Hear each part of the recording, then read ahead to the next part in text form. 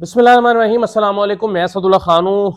पिछले चंद दिन से जब से जनरल बाजवा गए हैं तब से बिलखुसूस और उनके जाने से पहले भी इमरान खान एक बात दोहरा दोहरा के कहते रहे कि जनरल बाजवा बहुत झूठ बोलते हैं। जनरल बाजवा जो हैं वो पहले प्राइवेट मीटिंग्स में वो ये बात किया करते थे, हम लोगों से मुलाकातें होती थी, मुख्तलिफ जर्नलिस्ट से मिलते थे, तो मुनाफिकत तक के लफ्ज़ इस्तेमाल किए कि जनरल बाजवा जो है वो मुनाफिक शख्स है, वो कहता कुछ है करता कुछ है, और बहुत सारे वाक़यात वो इसको साबित करने के लिए सुनाते रहे हैं। कभी अलीम खान का वाक़या, कभी और मामलात कि मुझे कुछ कहा, जाकर कुछ और कर दिया। तो बहुत सारी चीज़ें वो सुनाते रहे और कहते रहे कि जनरल बाजवा जो हैं, कहते कुछ हैं, करते कुछ हैं, ख़्वाहिश कुछ और रखते हैं, दिखाते कुछ और हैं। और जब से जनरल बाजवा गए हैं, उसके बाद उन्होंने ये बात ज़्यादा ज़ोर के साथ कही। लेकिन जो एंटी पीटीआई लोग हैं, वो इस बात पे इमरान खान को तनकीद का निशाना बनाते रहे कि जनरल बाजवा के बारे में इमरान खान ये क्यों कहते हैं। अब एक चीज़ हमारे सामने आई है, जिससे अंदाज़ा होता है कि शायद नून वालों को भी अंदाज़ा है कि इमरान खान ठीक कहते हैं। देखिए, एक बात तो आपको के इल्म में है कि DGISPR बार-बार ये कह रहे थे कि आर्मी चीफ एक्सटेंशन नहीं लेंगे, वो अपनी मुद्दत पर रिटायर हो जाएँगे, और वो कई महीने से कह रहे थे, 7-8 महीने पहले कह दिया उन्होंने कि जी वो एक्सटेंशन नहीं लेंगे, वो एक्सटेंशन नहीं लेंगे। लेकिन हम आपको ये खबर देते रहे कि जनरल बाजवा एक्सटेंशन चाहते हैं।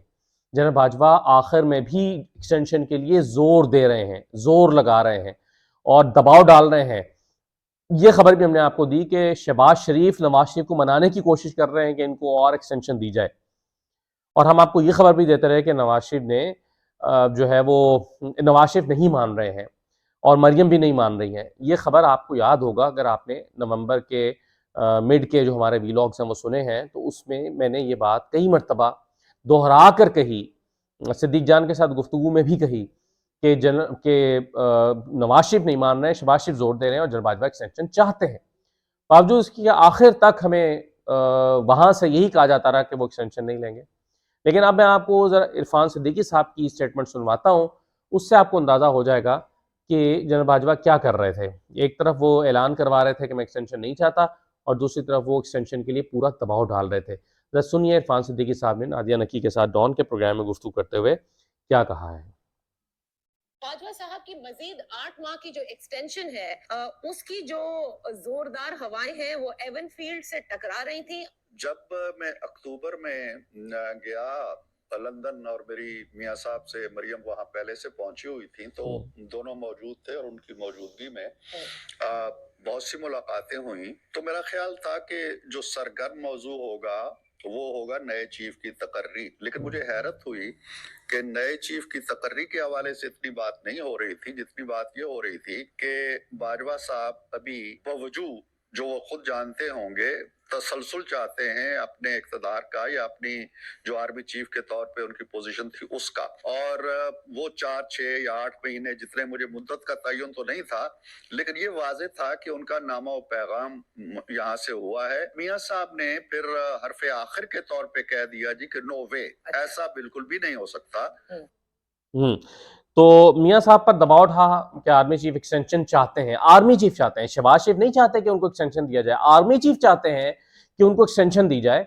और नवाज शरीफ ने फिर कह दिया कि ये नहीं हो सकता, नो वे। तो यही एग्जैक्टली हमारी खबर थी, इसकी तस्दीक PMLN के एक अहम लीडर की तरफ से हो गई, सेनेटर इरफान सिद्दीकी साहब की तरफ से। और नवाज शरीफ और मरियम साहिबा जो हैं, उन्होंने फिर वहाँ लंदन में बैठकर ये फैसला किया कि नहीं, इनको एक्सटेंशन नहीं देनी, बावजूद इसके कि शहबाज शरीफ चाहते थे कि इनको एक्सटेंशन दे दी जाए, लेकिन वहाँ से एक्सटेंशन नहीं हुई। नए आर्मी चीफ का फैसला भी फिर वहीं पर हुआ, ये भी आप जानते हैं।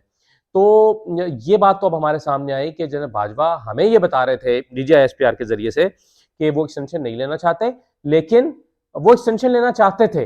वो चाहते थे कि मजीद एक्सटेंशन लें, और 8 महीने की मांग रहे थे या 1 साल की मांग रहे थे, और शायद उसके बाद भी वो एक्सटेंशन वो चाहते होंगे, जब तक अल्लाह ताला ने उनकी ज़िंदगी लिखी है तब तक वो पाकिस्तान को बतौर आर्मी चीफ सर्व करते रहे। तो पाकिस्तान की खिदमत का जज्बा इतना कूट उठ के उनके अंदर भरा हुआ था।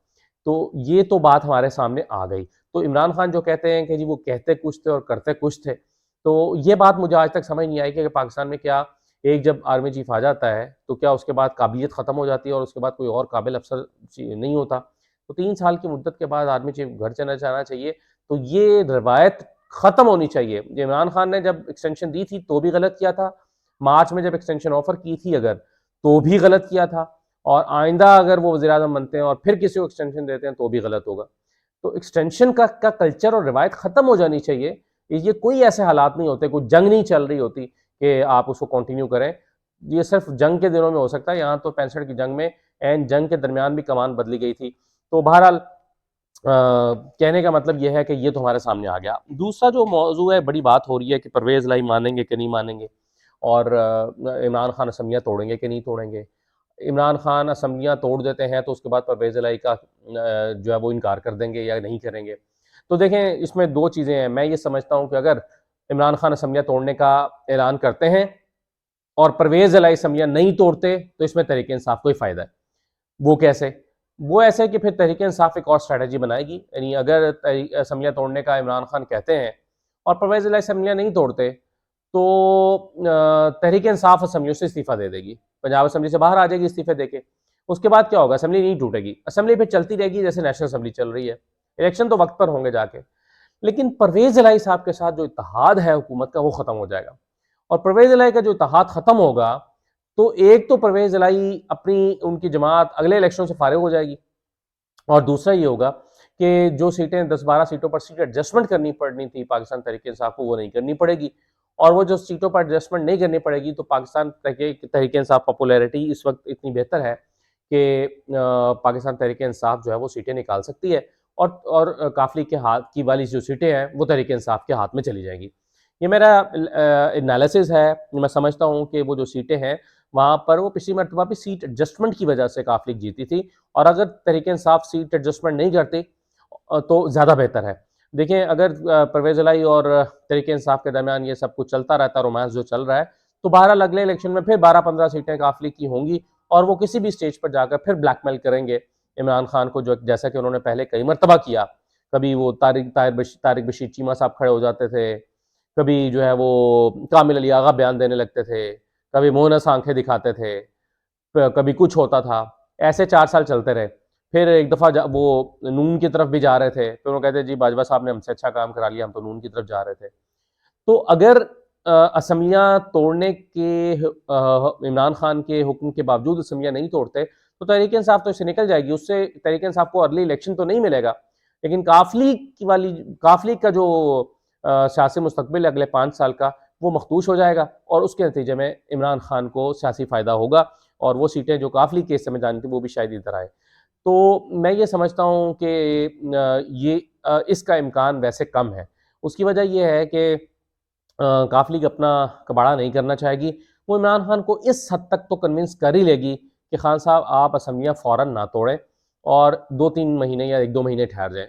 मुझे ज़ाती तौर पर ये लगता है कि इमरान खान साहब इस पे कन्विंस भी हो जाएँगे, और मुझे ज़ाती तौर पर ये लगता है कि दिसंबर के आखिरी हफ्ते में शायद असम्बलियाँ नहीं टूट रही हैं। और असम्बलियाँ नहीं टूट रही, जिसकी वजह से ये मामला चला जाएगा आगे, और इलेक्शन जाएँगे ईद के बाद। ईद के बाद अगर इलेक्शन चले जाते हैं तो काफ लीग को भी शायद इस पर एतराज़ नहीं होगा, तब तक वो अपने प्रोजेक्ट्स भी कंप्लीट कर लेंगे। तो ये जो रोज़ अफ़वाहें चलती रहती हैं कि काफ लीग जो है वो इमरान खान की बात नहीं मानेगी, मुझे लगता है कि इमरान खान काफ लीग की कुछ बात मान लेंगे, कुछ वो इनकी बात मान लेंगे, चौधरी परवेज़ इलाही की, और म्यूचुअल अंडरस्टैंडिंग के साथ ये इलेक्शन में पर एग्री किया जा सकता है दोनों की तरफ से, और इमरान खान भी इस पर राज़ी होंगे मेरा ख़्याल है, क्योंकि मुझे इमरान खान असम्बलियाँ तोड़ने में उतनी जल्दी में नहीं लग रहे, और मुझे नहीं लग रहा कि दिसंबर के आखिरी हफ्ते में, कल परसों अगरचे उन्होंने यूट्यूबर्स के साथ मुलाकात में फिर कहा है कि दिसंबर के आखिरी हफ्ते में तोड़ूंगा, मगर मुझे नहीं लगता कि दिसंबर के आखिरी हफ्ते में असम्बलियाँ टूट रही हैं। और मुझे लगता है कि दिसंबर में असम्बलियाँ फ़ौरन तोड़ना फ़ायदे में भी नहीं है तहरीक इंसाफ के। वाकई वो जो प्रोजेक्ट चल रहे हैं, चीज़ें चल रही हैं, वो थोड़ा सा आगे चली जाए और मई में इलेक्शन हो जाए, तो इसमें कोई हर्ज नहीं है। तो देखिए क्या होता है। इजाज़त दीजिए, अल्लाह हाफ़िज़।